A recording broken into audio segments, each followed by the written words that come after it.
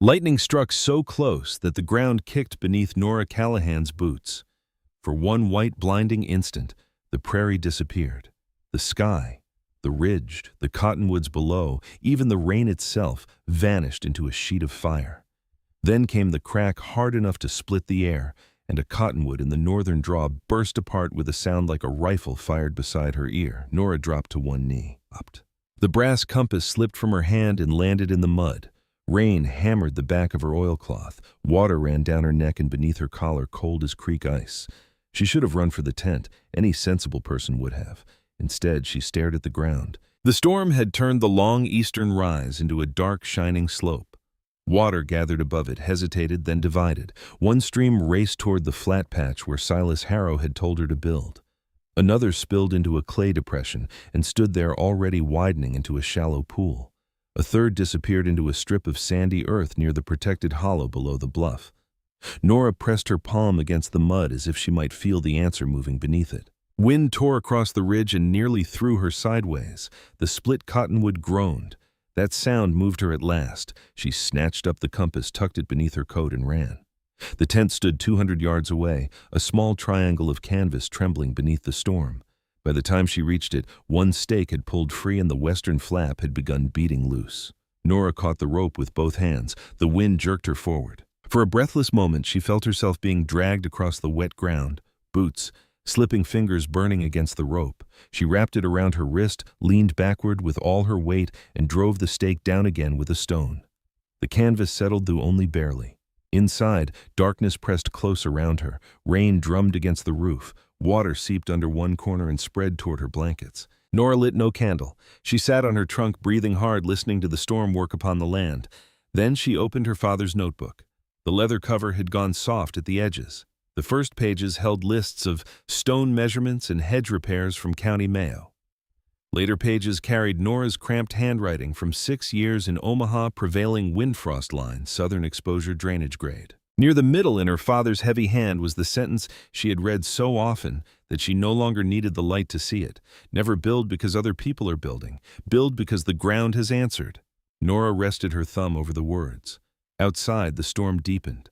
"I am listening," she whispered. "You may answer any time you please." By morning, the prairie shone beneath a washed blue sky. The storm had left branches scattered across the grass wagon ruts filled with brown water and a narrow channel cut through the very place Silas Harrow had chosen for her cabin. He rode over before breakfast. Silas was broad through the shoulders with a square beard and the careful manner of a man who believed kindness should always have a practical purpose. His daughter Elsie sat behind him on the mare holding a basket covered with cloth. "My wife sent bread and eggs," Silas said. His eyes moved past Nora toward the muddy rise. "You had some weather. So did everyone. That patch drains poorly," he admitted, "but a ditch would mend it." "Perhaps." He looked at the empty claim. "You still mean to wait?" "For a while." Silas glanced at the tent, the scattered tools, the uncut timber in the draw.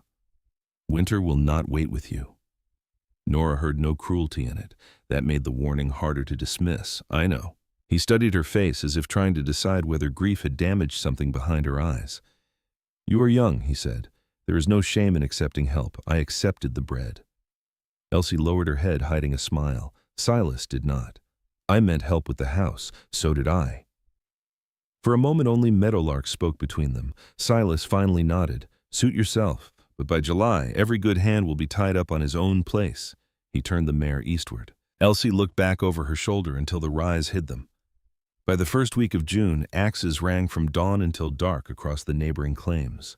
Cabin walls rose in sections. Sod was cut and stacked. Chimneys began to break the horizon. Men shouted measurements, women carried water, and children gathered chips for cook fires. Nora built nothing. At sunrise, she drove peeled willow switches into the soil and marked the point where the first light cleared the eastern rim. At sunset, she did the same in the west. She hung a strip of red cloth from a pole and recorded its direction at dawn, noon, and dusk. She dug shallow pits at measured intervals, poured 1 tin cup of water into each, and timed how long it took to disappear. The clay ground near the eastern rise held water for hours. The sandy slope below the bluff drank it quickly. She wrote everything down. On the 12th morning, Gideon Pike found her kneeling beside one of the pits.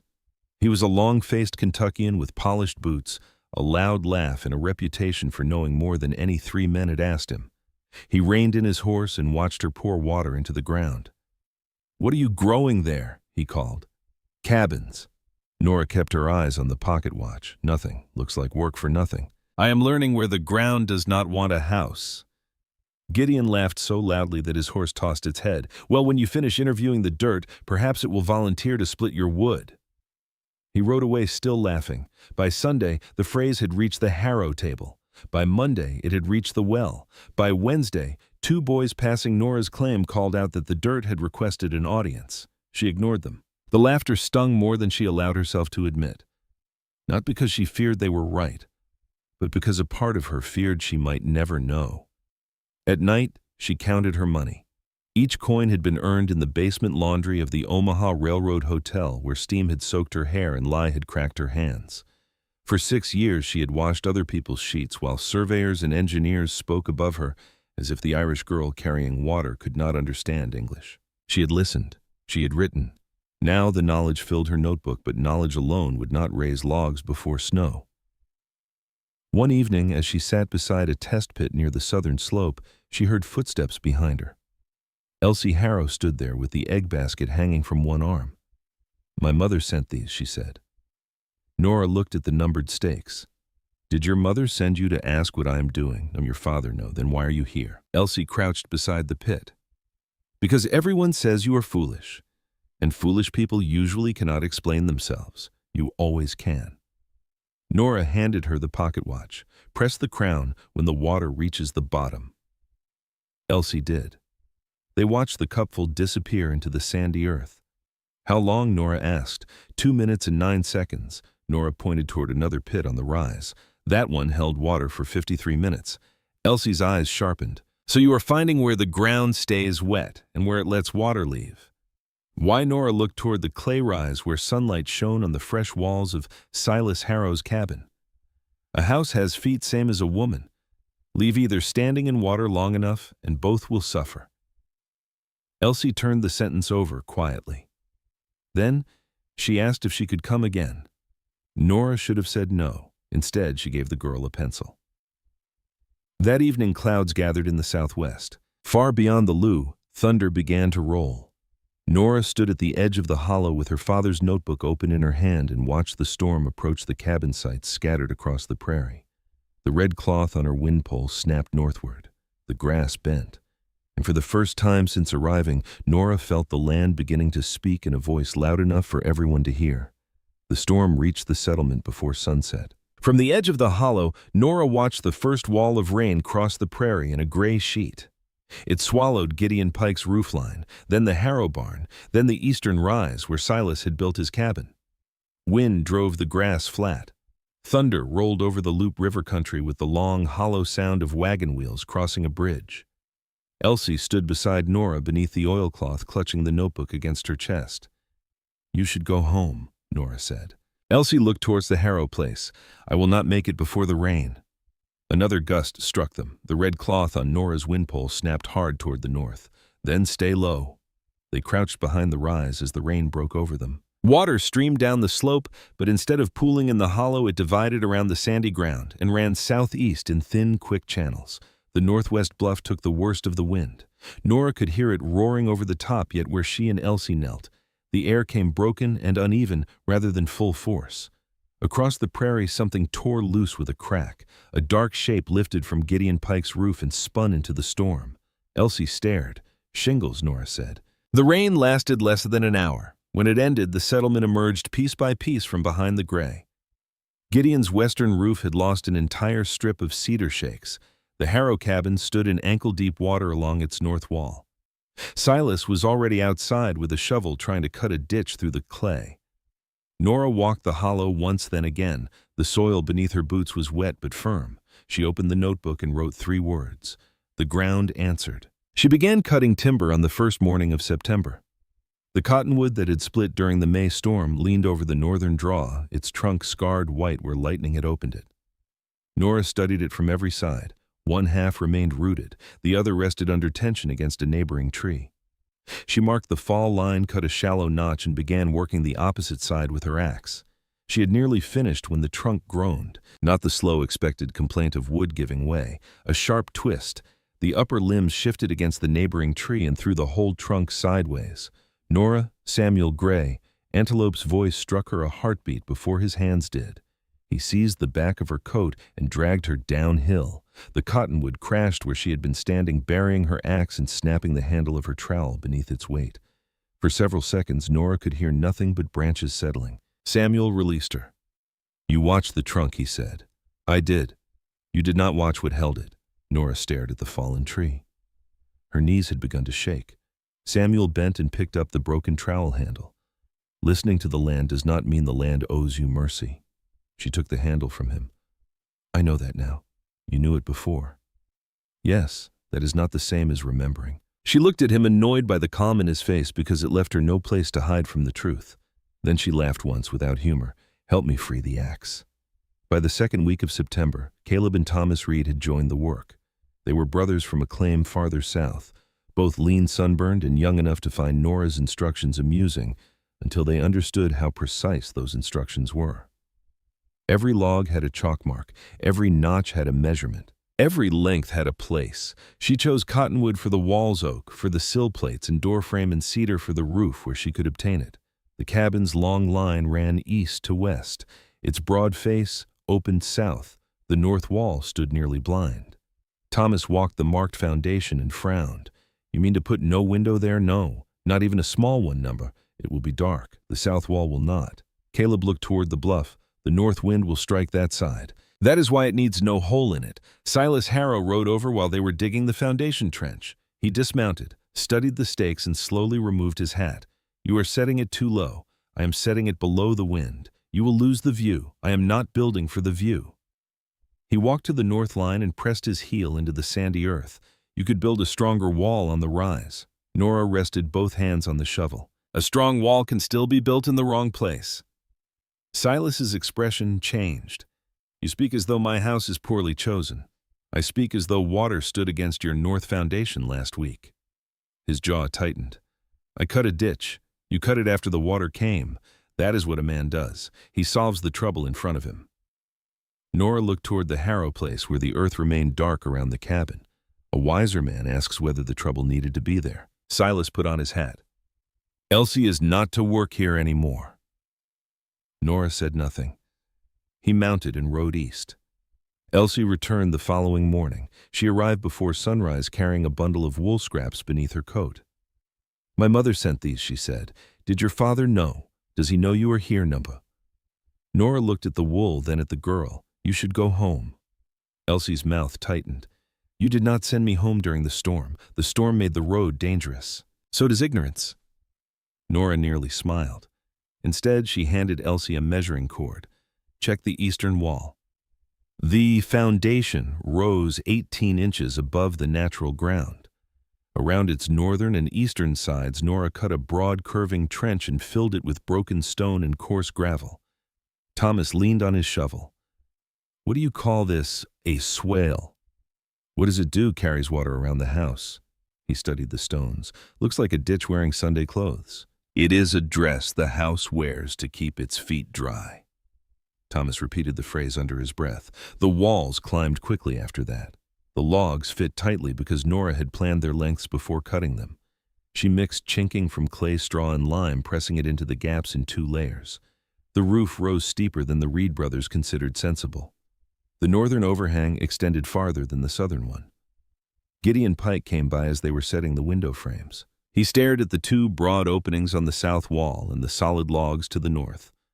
"That house will look like a one-eyed mule from the back." Nora did not look up from the chinking trough. "Better a one-eyed mule alive than a bright-eyed one frozen." Caleb coughed into his sleeve to hide a laugh. Gideon rode on. Inside, Nora set the stove against the north wall. Behind it, she and Samuel built a shallow barrier from bricks salvaged at an abandoned trading station. Samuel placed the final brick and brushed mortar from his fingers. "My grandfather used stone this way in winter lodges," he said. "It holds what the fire gives." Nora wrote the words in her notebook and placed his name beside them. Samuel saw. "Why do you do that?" "Do what right." "Who told you?" "Because knowing where a lesson came from is part of knowing the lesson. For the first time, Samuel smiled without caution. The work continued into October. Elsie helped fit wool around the window frames. One evening, while the Reed brothers hauled timber from the draw, she asked Nora whether she had ever wanted children. Nora's hand stopped. Outside, sunset reddened the grass. Wanting does not always decide what the world leaves in your hands, she said. Elsie lowered her eyes. They worked in silence after that. 3 days later, Nora returned from hauling stone and found her tent cut open. The tin box beneath her blankets was gone. Every remaining dollar she had saved in Omaha had vanished with it. She stood in the torn canvas for a long time. That evening, Gideon offered to buy her claim. He spoke gently, which made the insult worse. "You have done what you can," he said. "No shame in knowing when to stop." Nora looked at the half-built cabin. How much? His offer was less than the cost of the windows. She turned away. No. That night she sat alone before the cold stove with her father's notebook in her lap. For one terrible moment she held it over the open firebox. If she burned it, she thought she might finally be free of the dead, telling her what courage should look like. Her hands began to shake. Then she closed the stove door. The next morning, Caleb and Thomas agreed to wait for part of their wages. Samuel brought iron fittings from the trading station. Abigail Boone arrived with wagon hinges wrapped in cloth. Martha Harrow sent another bundle of wool through Elsie. Nora understood then that ridicule had not been the only thing traveling across the prairie. So had respect. In early November, a cold front swept down from the north before the roof was fully secured. Nora, Caleb, and Thomas worked in cutting wind to fasten the final cedar shakes. Elsie climbed halfway onto the roof to pass them nails. Silas arrived furious. "Get down!" Elsie froze. "I said get down, the roof must be finished. You are coming home." "You taught me that work matters," Elsie said. Her voice shook, but she did not lower it. "Nora taught me that knowing what the work is for matters too." Silas looked from his daughter to Nora. Pain crossed his face before anger covered it. He took Elsie home without another word. That night the temperature fell below freezing. The Harrow cabin groaned beneath the north wind. Nora's unfinished house remained still in the hollow. At dawn, Samuel found a jackrabbit frozen beside the woodpile. He crouched over it, touched one stiff ear, and looked toward the pale sky. "Finish everything," he said. "Store twice what you think you need." Nora followed his gaze. Far to the north, the horizon had turned the color of iron. "The prairie is preparing for something," Samuel said. And for the first time, Nora wondered whether the house she had built carefully enough to survive the land might soon be asked to shelter more lives than her own. Nora woke before dawn because the prairie had gone silent. No wind rubbed the grass against the cabin walls. No horse stamped in a distant corral. No bird called from the cottonwoods. Even the stove seemed quieter than usual, its coals breathing beneath the ash with a faint red glow. She pushed back the blanket and crossed the floor barefoot. The cold found her before she reached the door. A thin white crust had formed along the inside edges of the south windows. The water bucket beside the stove wore a skin of ice. Nora stared at it. The stove had not gone out. She pulled on her boots and coat, then stepped outside. The air struck her lungs like broken glass. The thermometer hanging beneath the roof overhang read 18 degrees below zero. Beside the woodpile lay the jackrabbit Samuel had found the evening before, frozen so stiff that frost silvered its whiskers. Beyond it, the prairie stretched pale and hard beneath a sky without color. Samuel stood near the bluff watching the north. "It fell 20 degrees after midnight," Nora said. "It will rise again. You sound certain. I am certain it will rise someday." She glanced at him. He did not smile. They spent the morning closing every weakness they could find. Nora pressed fresh chinking into a narrow gap near the western sill. Samuel climbed the roof and checked the stovepipe. Caleb and Thomas Reed hauled the last of the oak into the lean-to and stacked it beneath canvas. Nora counted everything twice: 46 split oak logs, 73 lengths of cottonwood, 3 sacks of coal, 6 jars of dried beans, 2 sacks of meal, salt pork, oats, lamp oil, candles, medicinal herbs, clean bandages. She added 2 more straw mattresses to the loft. Samuel watched her carry up the second one. "You plan to sleep twice. I plan not to ask frightened people to sleep on bare boards." "How many frightened people? As many as winter sends." He looked around the cabin. "Winter does not count the chairs in a house before sending frightened people to its door. That is why I have fewer chairs than blankets." The first hard cold revealed trouble across the settlement. At the Harrow place, water trapped beside the north foundation froze into a thick ridge. Cold climbed through the floorboards. Martha Harrow wrapped the youngest boy's feet in wool and held them against her stomach, but his toes remained pale. At Gideon Pike's cabin, wind found the rush chinking along the western wall. The family burned through a week's worth of wood in 3 days. Abigail Boone's sod house held heat better than most log cabins, but wet snow softened the roof until it bowed above her bed. The Reed brothers' shelter remained dry, yet their woodpile looked too small even before Christmas. Nora offered what advice she could. Some listened, most heard judgment where she intended warning. Gideon met her outside the small trading shed one gray afternoon. His cheeks were raw from wind, and anger gave his voice more heat than his cabin possessed. "You enjoy this," he said. "Enjoy what?" "Watching everyone discover you were right." Nora tightened the string around her sack of flour. "I enjoy being warm. You walk around with that notebook as though the rest of us are children." "No, you think we are fools. I think the wind does not care whether a man is foolish or wise." Gideon stepped closer. "You enjoy being right." Nora felt the answer rise sharp in her throat. She swallowed most of it. "I do not enjoy being right. I enjoy being warm. There is a difference." His face hardened. He walked away without buying the nails he had come for. Samuel received the news 3 days later. A Pawnee cousin rode in from the west, spoke with him beside the river, and left before sunset. Samuel returned to Nora's cabin carrying a silence heavier than the cold. She set coffee before him. "Bad news. They are pressing more families south." "Who?" "The government. Agents, soldiers when words fail." Nora sat across from him. The cabin suddenly felt smaller. She looked at the walls she had raised on land declared open for settlement. The claim papers in her trunk had always seemed simple: a name, a number, a legal boundary. Now those papers felt like the last page of a story whose beginning had been hidden from her. "I did not know," she said. Samuel stared into his cup. "Many things are done so those who benefit can say that." Nora accepted the blow. "Why do you still help us?" His eyes lifted. "I am not helping settlement." He waited until she understood the difference. "I am helping people I have chosen not to watch die." The answer stayed with her. Compassion did not make the land-taking just. It did not wash blood from a legal page. But Samuel refused to let injustice decide every human act that followed it. A week before Christmas, Elsie arrived after dark. She carried a bundle of folded papers beneath her coat. "My father is sending me east in spring," she said. Nora took the papers.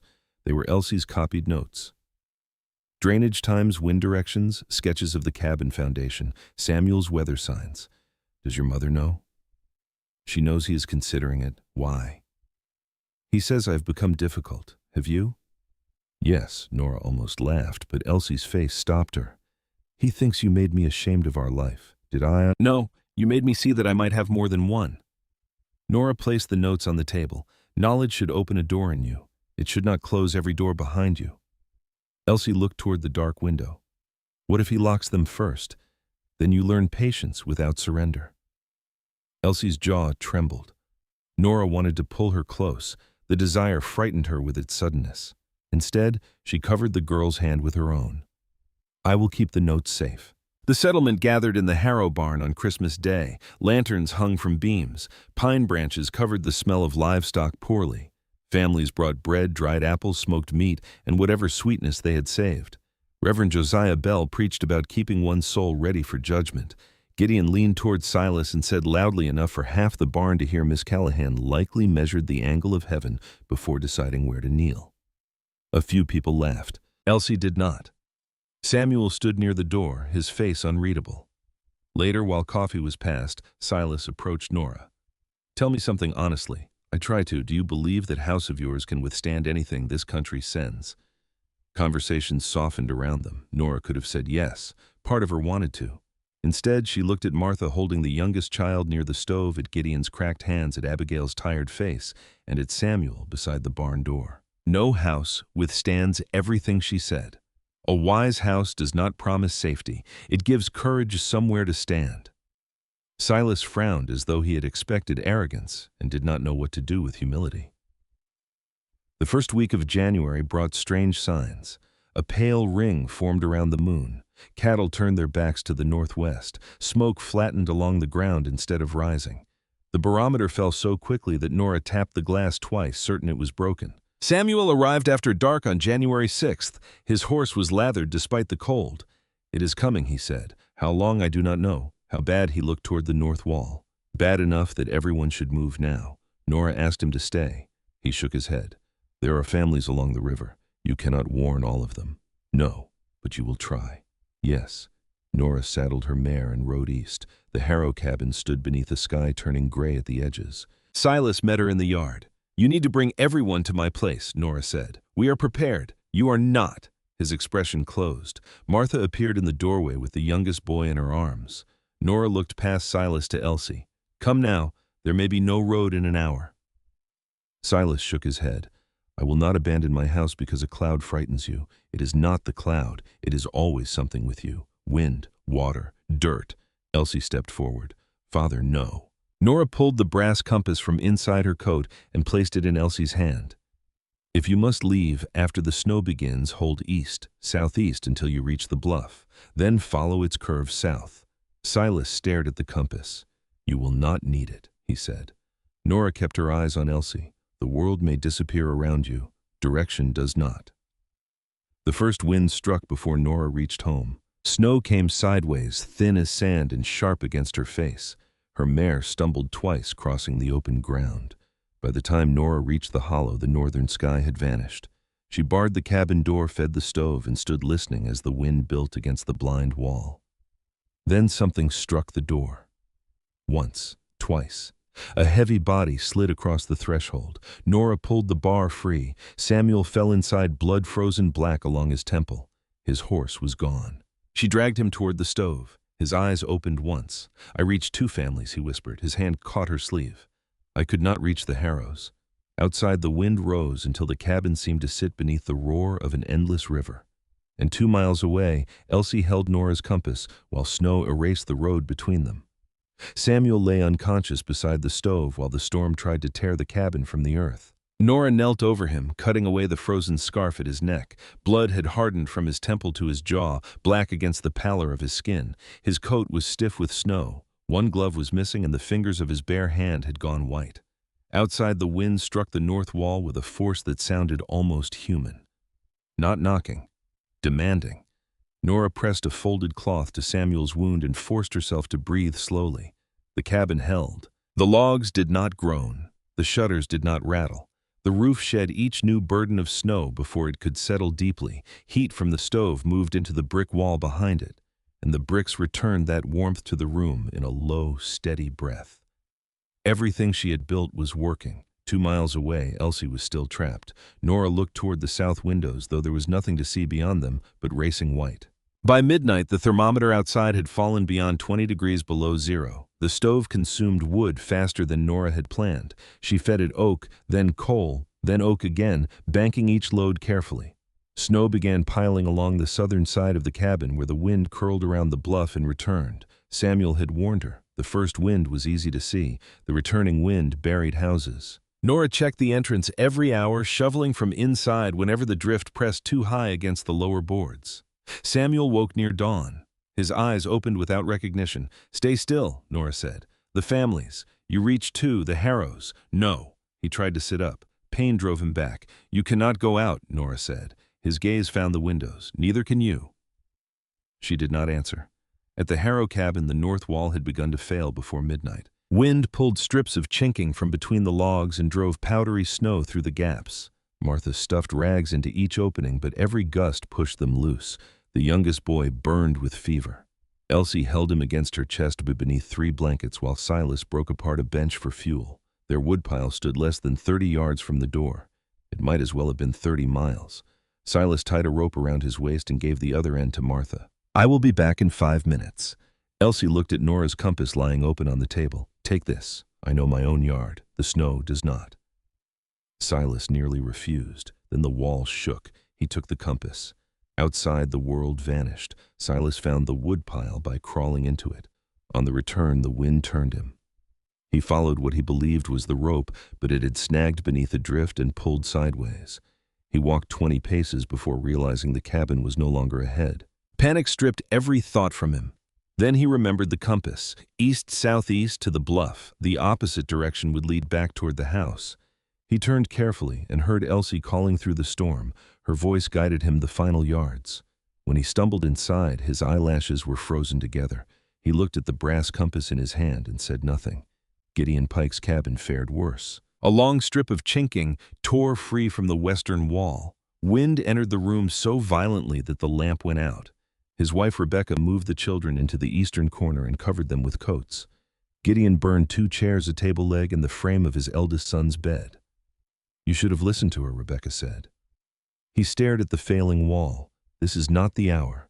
This was never the hour for your pride. You merely carried it here." At Abigail Boone's Esod house, part of the roof collapsed before morning. She survived beneath a heavy table, feeding twisted prairie hay into the stove with blistered hands.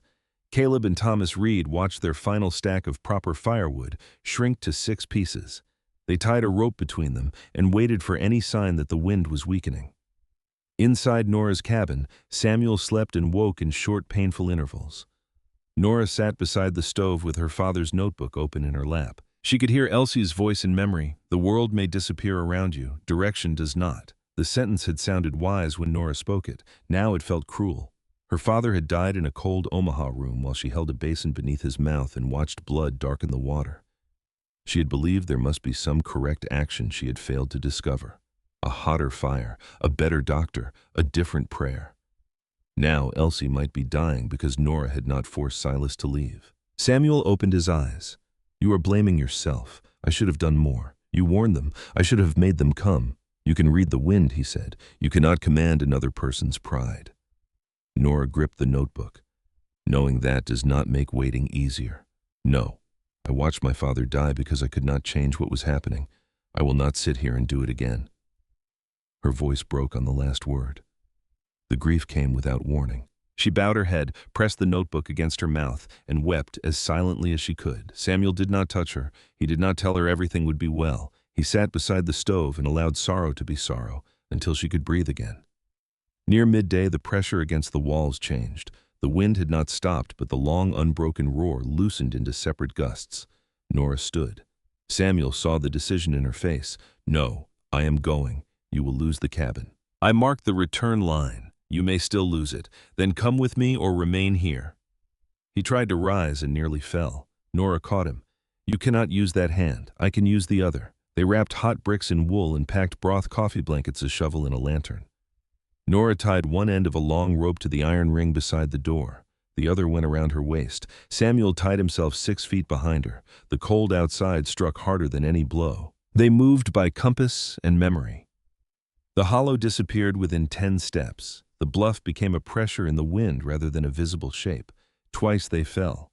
Once Samuel vanished waist-deep into a drift and Nora had to dig him free with her hands. His injured fingers lost feeling. "Turn back," he shouted. "No, you will kill us both. Then keep walking." They reached the place where the harrow chimney should have been and found nothing. Nora's chest tightened. She turned slowly, following the compass. Then a black shape appeared above the drift. Not the chimney, the top of the doorframe. They dug downward. Silas opened the door before Nora could knock. His face changed when he saw her. "I'm sorry," he said. "You may be sorry after your children are warm." Inside, Martha sat on the floor holding the youngest boy. Elsie's lips had gone blue. The fire was little more than embers. Nora placed the hot bricks beneath the blankets and poured broth between the boy's cracked lips. "We are leaving," she said. Silas looked around the cabin. "I built this house, and it has carried you this far. I will not abandon it." Martha turned toward him. Her face held no anger, now only exhaustion. "A house is not a man's pride," she said. "It is a promise that the people inside will see morning." Silas looked at his children. Something in him gave way. He nodded. They tied themselves into a single line. Samuel led. Nora carried the youngest boy. Elsie held the compass. Silas supported Samuel whenever his injured hand failed. The return took twice as long. When the protected hollow finally rose beneath Nora's boots, she saw dark figures gathered near the cabin door. Caleb and Thomas, Abigail beneath a torn quilt, Rebecca Pike with her children. Gideon lay unconscious in the snow. Nora pulled open the door. Warmth spilled across them. 14 people crowded inside. Wet wool steamed. Children cried. Adults collapsed wherever there was room. Then smoke rolled downward from the stovepipe. It spread beneath the ceiling in a thick black layer. Nora looked at the fire, then at the clogged pipe. For one terrible moment, the safest house on the prairie had nowhere left to breathe. Smoke gathered beneath the ceiling and spread across the cabin like a second storm. The children began coughing first. Martha pulled her youngest boy close to the floor where the air remained clearer. Rebecca Pike covered her daughter's mouth with the corner of a damp shawl. Abigail Boone, still wrapped in the torn quilt, stared at the stove as though it had betrayed them. Nora crossed the room in 3 steps and shut the iron draft. The flames inside the stove sank, but the smoke continued rolling backward through the pipe. "Chimney is blocked," Caleb said. "Snow or ice," Thomas added. "If the fire dies, we freeze," Silas said. "If it keeps burning, we choke," Rebecca answered. Nora looked around the crowded room. 14 people, wet coats, frostbitten hands, a feverish child, Samuel barely able to use one arm, Gideon unconscious beside the eastern wall. For months, the cabin had been the answer to every question. Now it had become the question. "Get the children down," Nora said. "Keep their faces near the floor. Elsie, wet every cloth we have." Martha checked the boys' breathing. "Caleb, hold the fire low. Do not let it go out." Silas moved toward the door. "What do you need? A rope? You are not going outside. The pipe will not clear itself." Samuel pushed himself upright against the brick wall. His injured hand hung stiffly against his chest. "The cap faces north," he said. "The returning wind may have packed snow beneath it." Nora nodded. "We clear it from above." Silas took the rope from the peg. "I'm coming. You have been outside enough. So have you. This is my house." His face tightened. "No, it is the house keeping my children alive." There was no pride in his voice now, only truth. Nora tied the rope around her waist. Silas secured the other end around his chest. Gideon's tool roll lay beside the wall, half frozen. Rebecca opened it and found a long iron rod. "Take this," she said. Nora glanced at Gideon. His eyes remained closed. "He will complain when he wakes," Rebecca said. "That will mean he is alive." They opened the door. Wind drove snow across the threshold and sent the smoke twisting wildly through the room. Nora and Silas crawled outside. The storm had weakened, but the cold had sharpened. It bit through wool and leather and settled immediately into the joints. Snow reached Nora's knees on the southern side of the cabin. The roof rose above them, white and steep beneath the gray sky. Silas braced himself against the wall. Nora climbed. The cedar shakes were slick with ice. She drove the iron rod between them for purchase and pulled herself upward one body length at a time. Below, Silas held the rope tight. A gust struck her halfway to the ridge. Her boots slid. For one breath, she hung against the roof with nothing beneath her but the rope cutting into her waist. Silas dropped backward into the snow and held. "I have you," he shouted. Nora found the edge of a shake and pulled herself flat. She did not answer until she could breathe. At the pipe ice had formed around the cap in a thick gray shell. Wind-packed snow sealed the opening beneath it. Nora struck the ice with the iron rod. Once. Twice. The sound rang across the roof. On the third blow, the ice cracked. Black smoke burst upward, followed by a shower of sparks. Inside the cabin, the people cried out. Nora cleared the remaining snow with both hands. The pipe drew hard, pulling the smoke from the room. When she reached the ground, Silas caught her before her knees failed. For several seconds, they leaned against the wall together. "You were right," he said. "About the chimney. About the land. The house. All of it." Nora looked toward the buried prairie. "No one is right about all of it." They went inside. The smoke thinned quickly. Children lifted their faces. Caleb opened the draft again, and the fire strengthened. Warmth moved slowly back through the room. Nora stood near the door, looking at the people who had worked together without argument. The cabin had not survived because she had built it perfectly. It had survived because when it failed, everyone inside had watched, understood, and acted. The storm ended before dawn. Silence returned so gradually that no one trusted it at first. Then a pale strip of light appeared through the southern windows. The sun rose over a world without roads, fences, or fields. Snow covered everything in smooth white drifts. The bluffs cast long blue shadows across the hollow. Sunlight entered the cabin. It fell across Martha and the youngest boy asleep against her chest. It touched Abigail's lined face. It warmed the bricks behind the stove and turned the remaining smoke to gold. The boy's fever broke near noon. Samuel regained feeling in 3 fingers. Gideon woke, asking why his iron rod was wet. Rebecca laughed until she cried. No one died. 3 days later, the temperature finally rose above 0. Families began returning to what remained of their homes. Silas stayed behind after Martha and the children left. He stood near the south windows with his hat in both hands. "I thought leaving my house meant I had failed." Nora waited. I nearly made my family die inside it because I could not bear to admit I had chosen badly. You chose quickly. I chose proudly. That too. He accepted the words. In spring, he said, "Will you walk my land with me?" Yes. And tell me where I should build? No. His face fell. I will show you how to watch. He nodded slowly. That will do. Gideon's apology came differently. He arrived a week later with his western wall patched in 3 places and his left hand bandaged. I may build another cabin, he said. Nora waited. Not this year. Perhaps the next. She continued, splitting kindling. He cleared his throat. I wondered whether you might look at the ground. Nora drove the hatchet through the wood. I might. That is all. He turned to leave. Gideon. He stopped. Bring Rebecca. His shoulders lowered a little. I will. When Elsie came, she carried the brass compass. She placed it on Nora's table. This belongs to you. It belonged to my father. That is why you should keep it. Nora closed Elsie's fingers around the case. It brought your father home. You taught me how, and now you know. Elsie looked down at the compass. What am I supposed to do with it? Use it. Teach someone else. By spring, the settlement looked wounded but alive. Silas moved his building site to higher ground and dug drainage before raising a wall. Caleb and Thomas began taking work as builders. Abigail received a new roof. Gideon extended his western wall and planted the beginning of a windbreak, though he claimed the idea had occurred to him years earlier. Samuel returned often. One afternoon, he read Nora's notebook beside the open door. His name appeared beside the observations he had given her. Settlers will repeat these things, he said. After a while, they may forget where they learned them. I will not. That is one person. One person can write. He closed the notebook. Writing a name does not repair everything. No, but forgetting repairs nothing. Along the northwestern edge of her claim, Nora planted 3 rows of saplings. Elsie helped carry water to them. They are too small to stop anything, she said. This year. Maybe for many years. Yes. Elsie pressed soil around a young bur oak. Then why plant them now?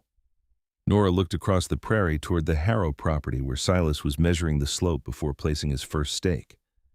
Not every good thing must serve the person who plants it.